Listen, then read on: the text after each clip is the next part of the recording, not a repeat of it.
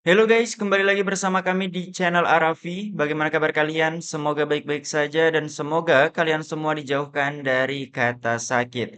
Amin amin ya robbal alamin.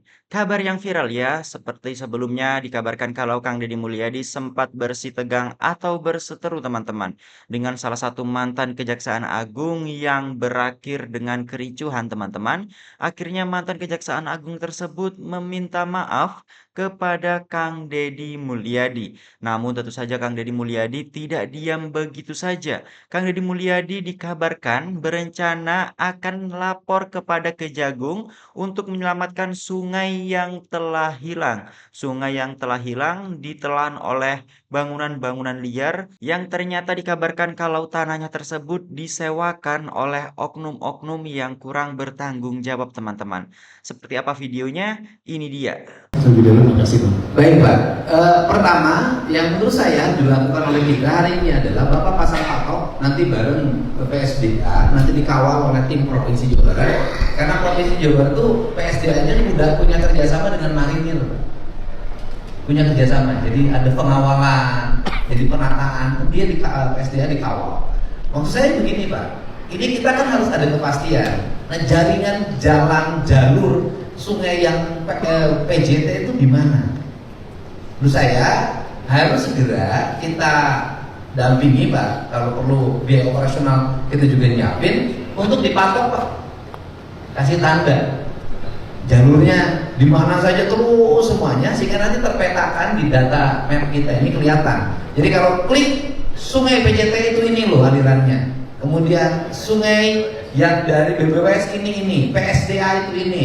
Rencana saya itu akan saya digitalisasi Pak. Nah digitalisasi disampaikan pada publik secara terbuka sehingga publik nanti menyadari Anda yang di mana, dulu beli tanah dari siapa. Nanti tinggal dibaca. Kenapa? Karena perseteruan saya kemarin dengan ya mantan salah seorang itu ya aparat penegak hukum kemarin, akhirnya minta maaf bahwa menyadari dia yang salah, tindakan-tindakannya salah. Akhirnya saya telepon minta maaf, Pak Didi terusin pembongkaran, saya mendukung, saya minta maaf telah berbuat kesalahan. Nah, kenapa seperti ini terjadi? Karena ramai. Jadi mumpung publik ini sangat respect pada kita, nanti gerakan kita ini akan didukung oleh publik dan setiap orang akan malu. Apalagi biasanya yang bawa-bawa nama A, nama B, nama C itu malu kalau viral. Nah, misalnya kayak kasus Kerawang nih, besok mau saya eksekusi. Itu kan di atas sungai dibangun rumah 2 lantai, kemudian tempat kos 16 kamar. Itu baru satu titik. Nah, saya contoh yang kemarin. Yang kemarin tanah Bapak yang PJT itu disewakan, satu disewakan 90 juta per tahun, yang satu disewakan 30 juta per tahun kali 5 tahun. Artinya kalau PJT mau bisnis sewa lahan, itu bisa menjadi sumber pendapatan. Sungainya benahi, nanti bikin titik-titik yang bisa disewakan. Bapak mah bangun Alfamart sama Indomart aja di situ udah bisa cukup itu pendapatan dibanding di yang lain. Artinya kenapa itu terjadi? Nah tetapi saya dengar lagi di depannya itu Pak, di depan toko, sekarang tokonya udah kita bongkar, di belakangnya rumah makannya udah bongkar. Tapi katanya di depannya bersertifikat dan itu beririsan dengan jalan Karawang. Nah ini harus bareng. Gitu loh. Nah rencana saya sampaikan minggu depan saya akan mendatangi Kejaksaan Agung. Saya ingin bertemu dengan Jampitsus untuk minta bantuan pendampingan dan penyelidikan terhadap alih fungsi tanah negara. Gitu loh, alih fungsi tanah negara. Kenapa di situ? Karena negara kehilangan nilai lama. Ini kan aneh Pak. Orang sudah mendiami tanah negara, sudah untung. Mereka minta ganti rugi ke Pemprov. Kan dia sudah punya, misalnya dia sudah sewain ruko, udah tahunan, udah bikin kontrakan, udah dapat duit, harusnya terbalik mereka bayar ke PJT. Kenapa? Karena dia mengkomersialisasikan tanah PJT tanpa membayar. Nah ini yang mau tidak mau pasti ini bersentuhan berhubungan dengan senior bapak. Ya nggak apa-apa Pak, kan bukan bapak ini senior. Nah ini yang harus, kalau nggak gitu Pak, kalau kita nggak pakai serius ditangani oleh APH, ini hanya hanya rame sekarang habis itu hilang lagi. Saya pengen tuntas ini. Jadi biasanya pekerjaan yang saya tangani tuntas sampai selesai. Jadi nanti saya fokus saya selama saya memimpin adalah selama saya memimpin saya sudah bisa mengembalikan fungsi sungai sekian ratus kilometer, BBWS sekian ratus kilometer, PJT sekian ratus kilometer, kemudian PSDS sekian ratus kilometer, mengembalikan fungsi situ. Nah, itu bilang tadi Bapak jangan setu sekian puluh kilo hektar gitu. Nah nanti kan negara dan kemudian saya ingin dorong untuk segera disertifikatkan. Nah karena tanah yang kemarin sama Lurah Wadas itu, saya dengar kabar itu tanah BJT itu sudah dijual senilai 1,4 miliar. 1,4 miliar Pak itu tempat Bapak dijual. Nah ini kan kalau kepala desanya takut, bupatinya takut, gubernurnya takut digugat. Saya pikir nggak berani. Kalau saya satu aja sekarang, laporkan saya kemanapun, saya akan maju terus, nggak akan pernah berhenti, karena saya ingin mengembalikan fungsi-fungsi negara. Gitu Pak. Resiko Pak. Kenapa saya berani? Karena saya kan tidak ada beban. Orang istri aja nggak punya, biarin aja.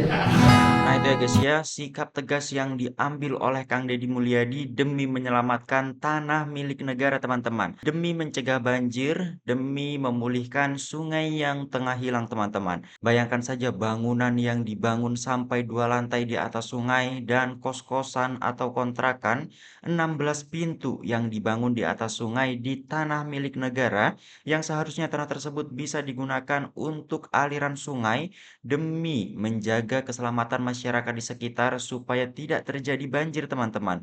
Namun malah disalahpergunakan oleh orang-orang yang tentu saja gila kekuasaan teman-teman. Orang yang tentu saja haus akan uang, menggunakan tanah-tanah tersebut sebagai ladang bisnis, sebagai tempat usaha, tanpa prosedur yang jelas, tanpa alasan, hanya demi memperkaya diri sendiri teman-teman ya. Dan yang lebih mirisnya lagi, sudah membangun di atas tanah milik negara, namun saat bangunan mereka dibongkar, mereka malah meminta ganti rugi kepada pihak Pemprov teman-teman. Dan yang membuat heran adalah ganti rugi apa teman-teman ya? Harusnya mereka sudah mendapat untung dari bangunan-bangunan, ruko-ruko, kontrakan-kontrakan yang mereka jadikan usaha di tanah milik negara tersebut. Tapi dalam proses yang diambil oleh Kang Deddy Mulyadi demi menyelamatkan sungai yang hilang, mereka malah menuntut ganti rugi kepada pihak Pemprov Jawa Barat teman-teman. Waduh, waduh, waduh. Dan tak berhenti sampai di sini teman-teman. Hal serupa juga ternyata terjadi saat Menteri Pertanian Bapak Andi Arman Sulaiman melakukan sidak di Subang. Beliau ngamuk dan langsung mencopot 2 pejabat Kementan karena diduga menyalahgunakan lahan milik negara teman-teman. Ini seperti kasus yang ditangani oleh Kang Deddy Mulyadi dan Pak Amran juga menyidak Subang yang ternyata kita ketahui kalau Subang itu masih wilayah Jawa Barat teman-teman. Ini dia videonya. Kalau 3 masuk situ. Lewat situ. Mana media lewat sini? Media sini media. BRMP.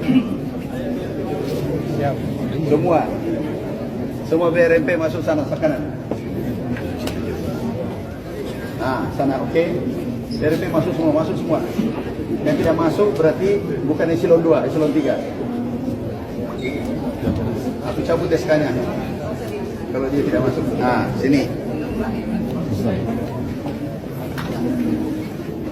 Nah, ini ada ketidakpedulian. Aku beri sanksi semua, copot semua. Ya. Di lapangan tidak beres, di kantor tidak beres. Oke. Sorting aja ke sana. Itu orangnya. Itu orangnya semua. Kesan sorting aja. Kesan. Itu orangnya semua. Ya.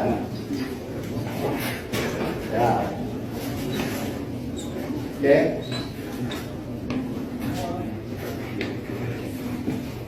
Kamu aja terus.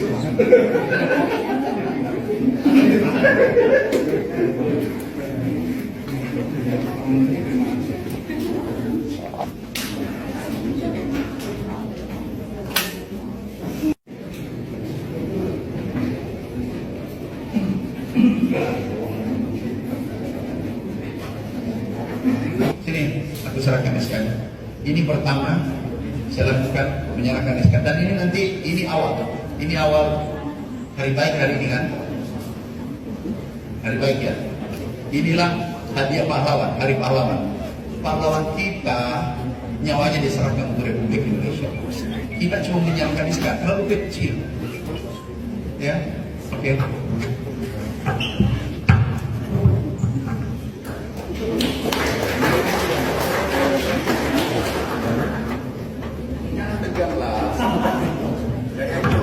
Sekali.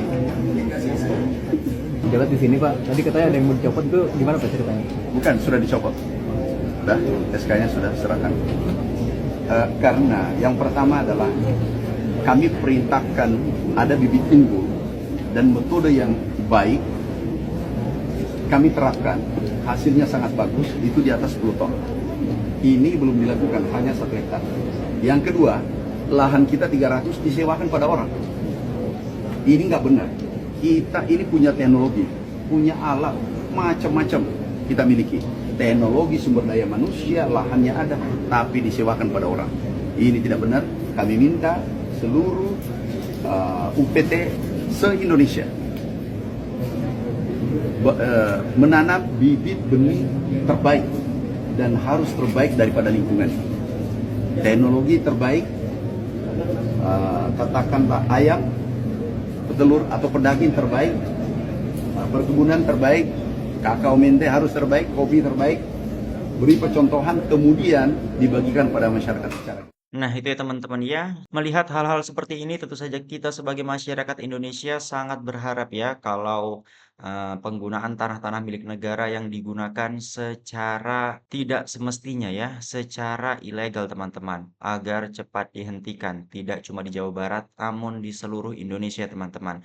Hal-hal serupa supaya tidak terjadi lagi, dan kalau kedapatan mengenai hal-hal serupa supaya cepat ditangani agar tidak merugikan masyarakat sekitar, tidak merugikan negara juga tentunya, kalau semestinya tanah yang digunakan untuk penghijauan ya ditanami pohon-pohonan teman-teman. Tanah yang digunakan untuk aliran sungai ya tidak boleh dibanguni dan dijadikan sebagai tempat yang bersih, nyaman supaya sungai juga bisa mengalir dan masyarakat sekitar juga bisa terhindar dari bencana banjir teman-teman. Bagaimana tanggapan kalian setelah melihat beberapa video-video tersebut? Tulis pendapat kalian di kolom komentar dan nantikan updatean video kami selanjutnya teman-teman. Wassalamualaikum warahmatullahi wabarakatuh.